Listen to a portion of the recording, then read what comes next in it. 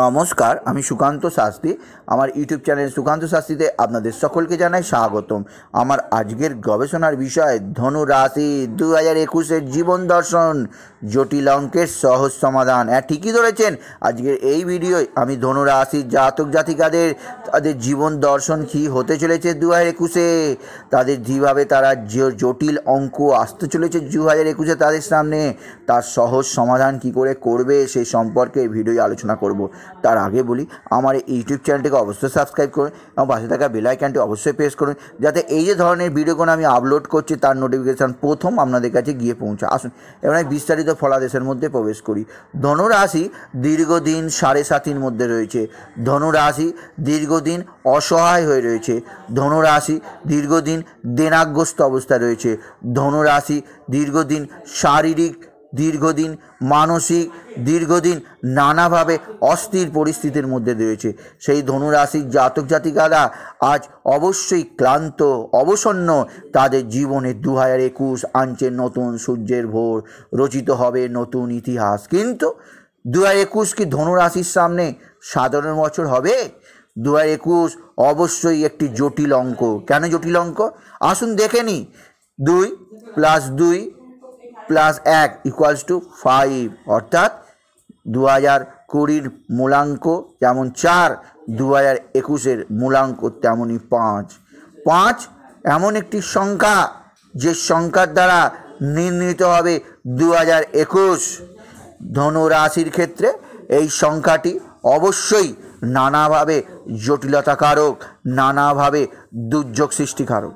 তার কারণ বুধ যেহেতু বালক গ্রহ, বুধ যেহেতু অবশ্যই নিজস্ব ক্ষমতা ছাড়া অন্য দ্বারা পরিচালিত হয়, তাই যখন বুধের সঙ্গে রাহু, বুধের সঙ্গে শনি, বুধের সঙ্গে কেতু মিশ্রিত হবে, তখন বুধ নিজস্ব পাওয়ার দেখাতে পারবে না।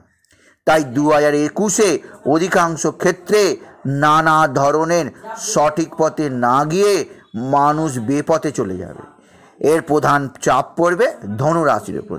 যেহেতু ধনুরাশিতে 7.5 চলছে, তাই ধনুরাশিরা জীবনে নানাভাবে সিদ্ধান্ত নিতে দ্বিধামত হবে। তারা সিদ্ধান্ত নিতে পারবে না, তাদের সিদ্ধান্ত নিতে নানাভাবে ভুল হয়ে যাবে। তাই আমি তাদের জীবন দর্শন করাচ্ছি। তাদের বলছি, ধনুরাশি যেভাবে আগামী দিনে লক্ষ্য স্থির করে রেখেছে, যেভাবে তাদের জীবনকে তারা লড়াইয়ের দিক দিয়ে শুরু করেছে, সেই ধনুরাশিরা যেন 2021-এ অবশ্যই নিজেদের জীবন অঙ্ক ঠিক করে। জীবনের যে জটিল অঙ্ক, সেই জটিল অঙ্কের সহজ সমাধান করতে গেলে তাদের প্রস্তুতি নিতে হবে 2021-এ, তাদের সংকল্প নিতে হবে 2021-এ, তাদের মানসিক দিক দিয়ে প্রস্তুত হতে হবে 2021-এর জন্য। কারণ 2021 তাদের সামনে কোনো ফাঁকা জমি নেই। 2021 তাদের সামনে কোনো আনন্দের বার্তা আনছে না। 2021 তাদের সামনে নতুন একটা চ্যালেঞ্জ, নতুন একটা লড়াই।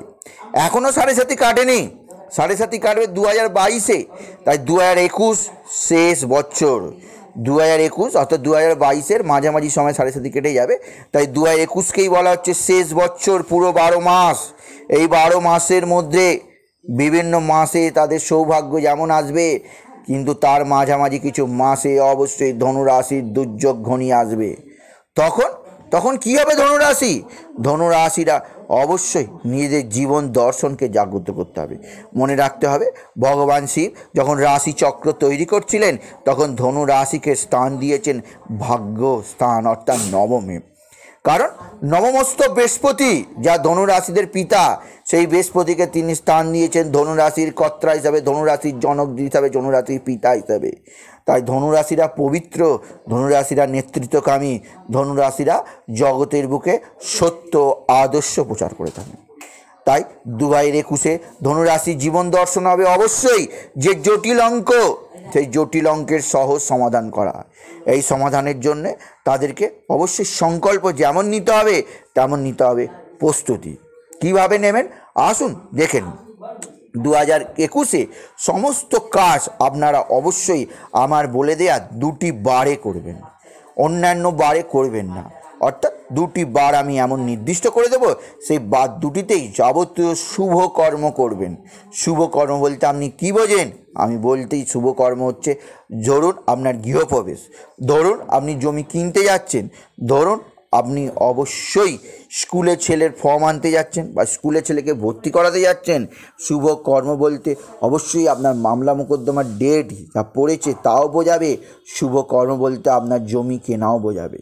শুভ কর্ম অবশ্যই আপনি দুটো বার, বৃহস্পতিবার এবং অবশ্যই রবিবার, হ্যাঁ বৃহস্পতিবার এবং রবিবার, এই দুটি বারে আপনি যাবতীয় শুভ কর্ম করবেন।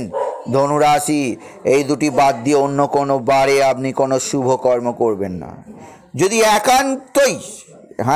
একান্তই যদি সম্ভব না হয়, আপনি অবশ্যই মনে রাখবেন বৃহস্পতি রবিবার ছাড়া করবেন না। সেই কাজকে আপনি অবশ্যই পেছিয়ে দিতে পারেন। দ্বিতীয়, ধনুরাশির যেহেতু বৃহস্পতির কারক, বৃহস্পতির সংখ্যা 3, কিন্তু 2021-এ এই 3 সংখ্যা কোনো কাজ করবে না ধনুরাশি। আপনি 3 সংখ্যা, আপনি সৌভাগ্যের সংখ্যা ধরে চললে 2021-এ আপনি মাঠে মারা যাবেন। 2021-এ ধনুরাশির জন্যে শুভ সংখ্যা 3 হতেই পারে না। তার কারণ বৃহস্পতি অবশ্যই শনির সঙ্গে মিশ্রিত হয়ে যেমন সৌভাগ্য যোগ তৈরি করবে, তখন বছরের মাঝামাঝি সময়ে 6 এপ্রিল থেকে সেপ্টেম্বর পর্যন্ত সে শনি ছাড়া হয়ে গিয়ে বৃহস্পতি একাকিত্বে ভুগবে। তাই 3 সংখ্যা আপনার সৌভাগ্যকারক সংখ্যা হতেই পারে না ধনুরাশির 2021। তাহলে আপনার সৌভাগ্য সংখ্যা কী? আপনার প্রশ্ন আসতেই পারে। হ্যাঁ, অবশ্যই আমি বলে দিচ্ছি, আপনার সৌভাগ্য সংখ্যা হবে 8। শনির সংখ্যা, শনির 7.5 চলছে। হ্যাঁ, 7.5তেও আপনাকে শনির সংখ্যা ধরেই চলতে হবে, কারণ 2021-এ আপনার সৌভাগ্যের সংখ্যা হবে 8। এই 8 সংখ্যার দ্বারা আপনি অবশ্যই 2021-কে জয়লাভ করবেন। এছাড়াও আমি আরেকটা কথা বলে দিই, যেমন ধনুরাশিদের হলুদ বর্ণের পোশাক পরতে হয়, অবশ্যই পরবেন। এছাড়াও আরও 2টি পোশাক বলে দেবো। নীল বর্ণের পোশাক অবশ্যই পরুন 2021-এ, তার কারণ বৃহস্পতি শনি একটি রাজযোগ তৈরি করছে আপনার রাশির দ্বিতীয়।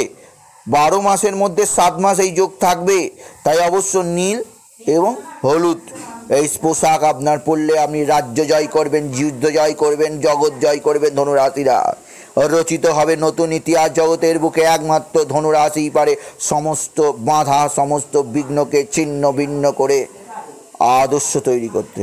তাই ধনুরাশিরা অবশ্যই মনে রাখবেন, কালার হিসাবে চয়েস করবেন হলুদ আর ব্লু বা বেগুনি, ভুলেও অন্য কোনো কালার চয়েস করবেন না। লাল কালার, কালো কালার, সাদা কালার অ্যাভয়েড করে যাবেন। তাই আমি বলে দিলাম ধনুরাশিদের কিভাবে আপনারা অবশ্যই জটিল অঙ্কের সহজ সমাধান করবেন। কবে সৌভাগ্য, কবে আপনাদের কোন দিন সৌভাগ্যের কাজ করবেন, কোন সংখ্যা ইউজ করবেন, কী রঙের পোশাক পরবেন। এবার আমি শেষ বলে দেবো আপনারা কি করবেন জটিল অঙ্কের সহজ সমাধানের জন্য। আপনারা অবশ্যই যে সমস্ত ধনুরাশিরা নানাভাবে ঋণগ্রস্ত হয়ে আছেন, যে সমস্ত ধনুরাশিরা নানাভাবে আর্থিক দিক দিয়ে পেছিয়ে আছেন, তারা প্রত্যেক বৃহস্পতিবার অবশ্যই শুনে রাখুন, প্রত্যেক বৃহস্পতিবার হলুদ মেখে স্নান করবেন, হলুদ কপালে লাগিয়ে স্নান করবেন। সারা বছর ধনুরাশি আপনি জগৎ জয় করতে পারবেন, প্রতি বৃহস্পতিবার হলুদ মেখে স্নান করতে পারলে 2021-এ। তাই বলি ধনুরাশিরা, আমি বলে দিলাম কিভাবে 2021-এর যে জটিল অঙ্ক আপনাদের কাছে আসতে চলেছে তার সহজ সরল সমাধান করতে পারে, তা আমি জানিয়ে দিলাম। তবে যদি ভিডিও ভালো লাগে অবশ্যই বন্ধুদের শেয়ার করে দেবেন। আপনি কিছু কমেন্ট অবশ্যই করবেন, ছোটো করে একটি লাইক দেবেন, এবং আবার বলি আমার ইউটিউব চ্যানেলটিকে অবশ্যই সাবস্ক্রাইব করুন, ভালো লাগা বেল আইকনটি অবশ্যই প্রেস করুন, যাতে এই ধরনের ভিডিওগুলো আমি আপলোড করছি তার নোটিফিকেশান প্রথম আপনার কাছে গিয়ে পৌঁছায়। এটুকু জানে আমি ভিডিও শেষ করলাম। নমস্কার, ধন্যবাদ।